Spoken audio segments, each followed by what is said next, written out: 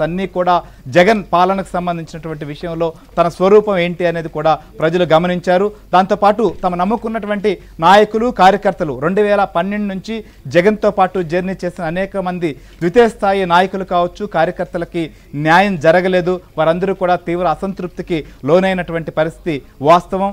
ఎమ్మెల్యేలుగా మంత్రులుగా ఉన్నటువంటి వారు కూడా పదవుల్లో అలంకారప్రాయంగా ఉండిపోయినటువంటి పరిస్థితులు చూసాం. డిప్యూటీ సీఎంలుగా అవకాశం ఇచ్చినా, మంత్రులుగా అవకాశం ఇచ్చినా కూడా వారికి పూర్తి స్వేచ్ఛ కావచ్చు, లేదా వారు చేసేందుకు తగిన పని కానీ తగిన నిధులు కానీ లేనటువంటి పరిస్థితుల నేపథ్యంలో అసంతృప్తితోనే వారు సొంతగా ఏం చేశామంటే నియోజకవర్గాల్లో చెప్పుకోలేనటువంటి పరిస్థితుల్లో చాలామంది మంత్రులు ఎమ్మెల్యేలు ఉండిపోవాల్సినటువంటి పరిస్థితి ఏర్పడింది.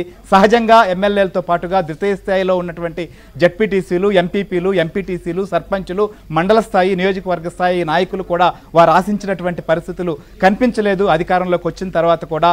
సో దాంతోపాటుగా కేవలం ఏదైతే పనులు కావచ్చు, లేదా ఇసుక భూమి మాఫియాలన్నీ కూడా కొంతమంది చేతుల్లో కేంద్రీకృతమై మొత్తం కూడా రాష్ట్రాన్ని ఒక వారి సొంత గడ్డగా మార్చుకున్నటువంటి పరిస్థితులు మనం చూసాం. ఇవన్నీ కూడా సొంత పార్టీలో ఉన్నటువంటి నాయకులకు కావచ్చు, కార్యకర్తలకు కావచ్చు, అందరినీ అసంతృప్తికి లోన్ చేసింది. కేవలం కొంతమంది నాయకుల చేతుల్లో మాత్రమే మొత్తం అన్ని కనుసనల్లోనే సాగిన పరిస్థితులు చూసాం. ఇవన్నీ కూడా పార్టీ క్యాడర్కి, పార్టీ సంబంధించినటువంటి నమ్ముకున్న వారిని కూడా వారి యొక్క నిజంగా ఇలాంటివన్నీ కూడా ఎక్స్పెక్ట్ చేసిన పరిస్థితులు కాదు. తర్వాత మొత్తం కూడా వారందరిలో చాలా మంది రియలైజ్ అయ్యారు. సో నెక్స్ట్ లెవెల్కి వస్తే మనం చూసాం, పాలనలో సంబంధించిన విషయంలో కూడా ఖచ్చితంగా పరిపాలనా పరమైనటువంటి అంశాల్లో పట్టు తప్పింది. పాలనకు సంబంధించినటువంటి విషయంలో కావచ్చు, శాంతి భద్రతల విషయంలో రాష్ట్రంలో పూర్తిగా సన్నగిలినటువంటి పరిస్థితి.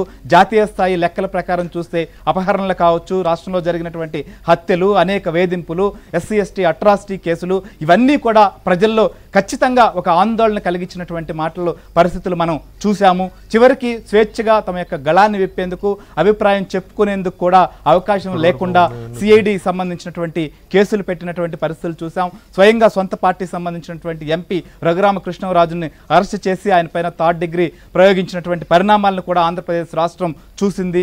దేశం కూడా నిశ్చేష్టులైనటువంటి పరిణామాలను మనం చూసాం. సో ఇవన్నీ కూడా ఖచ్చితంగా ప్రజలు ఎక్స్పెక్ట్ చేసింది కాదు, ప్రజలు అనుకున్నది కాదు, ఓటర్లు భావించింది కాదు. ఇవన్నిటినీ దృష్టిలో ఉంచుకున్న తర్వాత పాలనను కూడా చూశారు. సో మొత్తం అప్పులు తీసుకురావడంలో మాత్రమే జగన్ సర్కారు చాలా ప్రత్యేకంగా దృష్టి పెట్టిందని చెప్పచ్చు.